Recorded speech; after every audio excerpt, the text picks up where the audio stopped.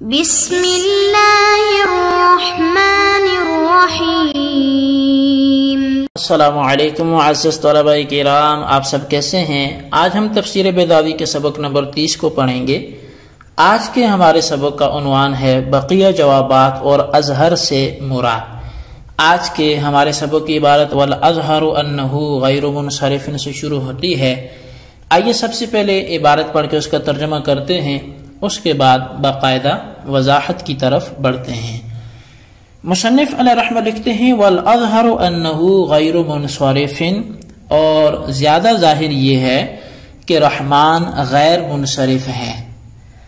وَإِنْ خَطَرَ اخْتِصَاصُهُ بِاللَّهِ تَعَالَى أَنْ يَكُونَ لَهُ مُؤَنَّثٌ عَلَى فَعَلَ أَوْ فَعَلَانَةٌ إِلْحَاقًا لَهُ بِمَا هُوَ الْغَالِبُ فِي بَابِهِ۔ اگرچہ اس کا خدا کے ساتھ مختص ہونا اس بات سے معنی ہے کہ اس کی مؤنث فعلا یا فعلانتن کے وزن پر آئے، اس کو ان کلمات کے ساتھ لاحق کر دینے کی وجہ سے جن کے باب میں غیر منصرف ہونا غالب ہے۔ جی طلبہ کرام، یہ تھی ہمارے آج کے سبق کی عبارت اور اس کا ترجمہ۔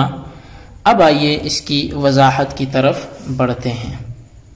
اچھا، پہلی بات یہ ہے کہ اگر آپ نے گزشتہ سبق سنا ہے تو اچھی بات ہے، اور اگر نہیں سنا تو پہلے اسے سن لیں، اس لیے کہ آج کا جو ہمارا سبق ہے وہ بنیادی طور پر دو چیزوں پر مشتمل ہے۔ پہلی چیز تو اس میں یہ ہے کہ جو گزشتہ سبق میں ایک سوال ہوا تھا کہ الرحمن اور الرحیم میں رحمان کو رحیم پر مقدم کیوں کیا گیا، حالانکہ ادنا سے اعلیٰ کی طرف ترقی ہوتی ہے، نہ کہ اعلیٰ کو پہلے ذکر کر کے پھر ادنا بس کو ذکر کیا جاتا ہے۔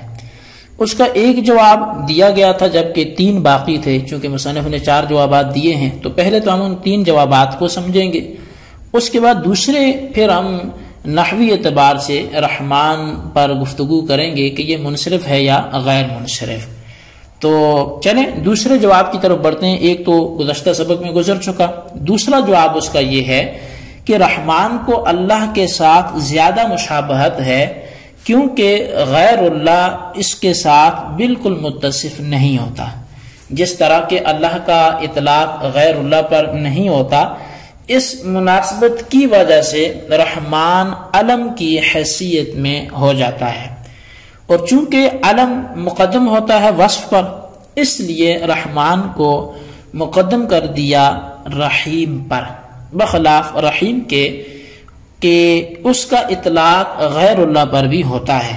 چنانچہ نبی اکرم صلی اللہ علیہ وسلم کے لیے رحیم کا لفظ بالمؤمنین رؤوف الرحیم کے اندر استعمال ہوا ہے سورہ توبہ کے آخر میں۔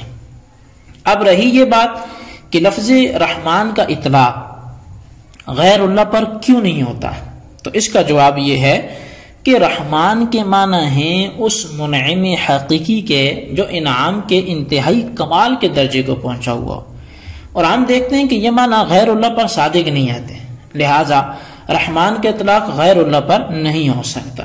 اب رہی یہ بات کہ یہ معنی غیر اللہ کے اندر کیوں نہیں پائے جاتے، تو اس کا جواب سننے سے پہلے منعم حقیقی اور انعام کے درجہ کمال کے معنی سمجھ لیں۔ منعم حقیقی اس منعم کو کہتے ہیں جو خالص اپنی ذاتی نعمتیں دیتا ہو، انعام کرنے میں واسطہ نہ ہو، اور انعام کا درجہ کمال یہ ہے کہ انعام کر کے اس کے بدلے کا طلبگار نہ ہو۔ اب سنیے، درجہ کمال اس لیے نہیں پایا جاتا کہ بندے لطف و انعام کر کے اس کے عوض کے متمنی رہتے ہیں۔ اب بندہ بولے جی کہ بعض لوگ ایسے ہیں جو بدل نہیں چاہتے، تو دیکھیں بدل کی 2 قسمیں ہیں، ایک ہے جلب منفعت اور ایک ہے کہ تکلیف کا دور کرنا۔ پھر جلب منفعت کی 2 صورتیں، یا تو آخرت سے متعلق اس کو نفع چاہیے ہوگا یا دنیا سے۔ اب بندے ان 4 قسم کے بدل کے خواہاں ہیں۔ جلب منفعت متعلق بالآخرت کے تو اس طور پہ کہ انعام کی وجہ سے اللہ تعالیٰ سے آخرت کے اندر ثواب کثیر کے متوقع رہتے ہیں، اور جلب منفعت متعلق بھی دنیا کے اس طور پر کہ دنیا میں بہترین تعریف کے طالب رہتے ہیں، اور تکلیف کے دور کرنے کے اس طور پر کہ انعام کر کے رقت جنسیت کو زائل کرنا ہوتا ہے یا دل سے مال کی محبت کو ختم کرنا ہوتا ہے۔ رقت جنسیت اس رقت کو کہتے ہیں جو ہم اپنے جنس کو یعنی جو اپنے ہم جنس کو ہم پریشان حال دیکھ کر عارضی طور پہ ہماری وہ کیفیت بن جاتی ہے اور جس کی وجہ سے انسان مضطرب ہو جاتا ہے، بے چین ہو جاتا ہے۔ اس کیفیت کے عارض ہونے کے بعد اگر مال دیتا ہے تو اس کے معنی یہ ہے کہ اپنے اضطراب کو ختم کرنے کے لیے دے رہا ہے، بس تکلیف کو دور کرنے کے لیے اس نے انعام کیا، احسان کیا۔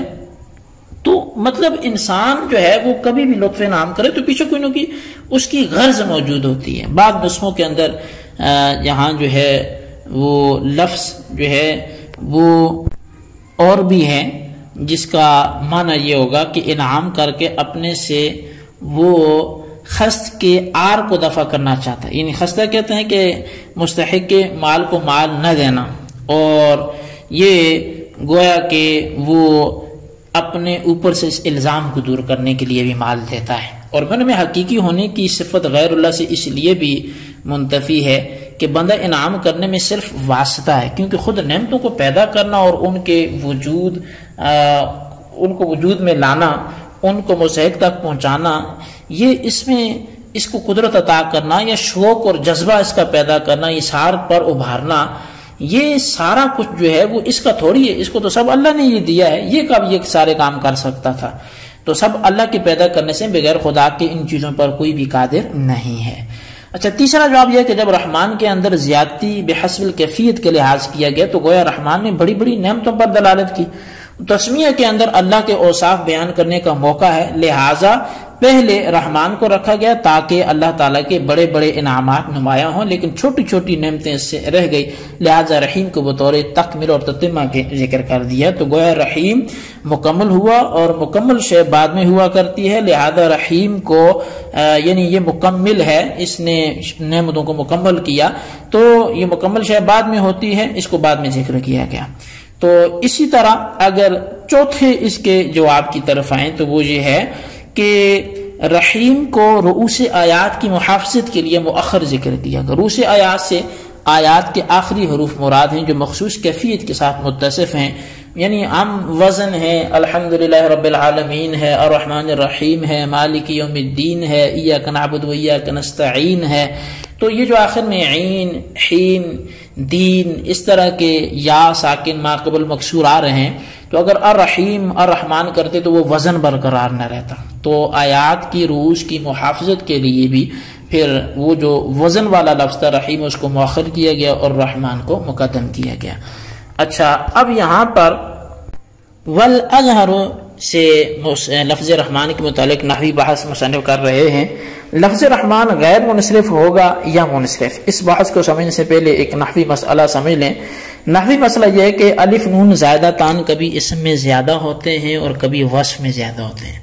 اگر اسم میں زیادتی ہو تو اس کو غیر منصرف بننے کے واسطے المیت شرط ہے، اور اگر یہ جو وصف میں زیادتی ہے تو اس کے غیر منصرف ہونے کے لیے بعض حضرات تو انتفاع فعلانتن کی شرط لگاتے ہیں اور بعض حضرات وجود فعلا کی شرط لگاتے ہیں۔ اسی وجہ سے سکران کو غیر منصرف پڑھا گیا کیونکہ اس کا مؤنث جو ہے وہ فعلا کے وزن پر جو ہے وہ آتا ہے اور فعلانتن کے وزن پر نہیں آتا، اور ندمان کو منصرف پڑھا گیا کیونکہ مؤنث فعلانتن کے وزن پر ندمانتن آتا ہے۔ یہ سمجھنے کے بعد اب لفظ رحمان پر نظر ڈالیں تو چونکہ اس کا مؤنث فعلانتن کے وزن پر نہیں آتا، لہٰذا ان لوگوں کے نقطہ نظر سے غیر منصرف ہوگا جو انتفاع فعلانتن کی شرط لگاتے ہیں، مگر ان لوگوں کے نزدیک منصرف ہوگا جو وجود فعلا کی شرط لگاتے ہیں، کیونکہ لفظ رحمان کا ذات باری تعالیٰ کے ساتھ مختص ہونے کی وجہ سے کوئی مؤنث ہی نہیں آتا، چاہے جائے کہ فعلا آئے، لیکن قاضی صاحب کہتے ہیں کہ ان لوگوں کے نقطہ نظر سے بھی اس کو غیر منصرف ہونا چاہیے، لفظ رحمان کو ان صفات کے ساتھ لاحق کرتے ہوئے کہ جن کا مؤنث اکثر فعلا کے وزن پر آتا ہے۔ حاصل یہ کہ اس کو حمل علی النظائر کرتے ہوئے غیر منصرف پڑھا جائے گا۔ جی طلبہ کرام، یہ تھی ہمارے آج کے سبق کی عبارت۔ اس کا ترجمہ، اس کی وضاحت، اس کو اچھی طرح سمجھیں۔ آئندہ کے سبق میں ہم پڑھیں گے کہ اللہ کے بہت سے نام ہیں، تو پھر بسم اللہ میں رحمان اور رحیم ہی کو کیوں خاص کیا گیا۔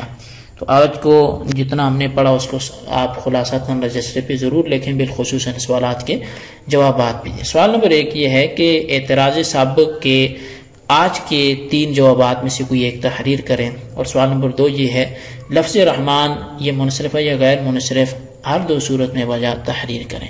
اللہ تبارک و تعالیٰ سے دعا ہے جو کچھ ہم نے پڑھا سنوں سے یاد رکھنے کی توفیق نصیب فرمائے، آمین بجاہ النبی الامین صلی اللہ علیہ وسلم۔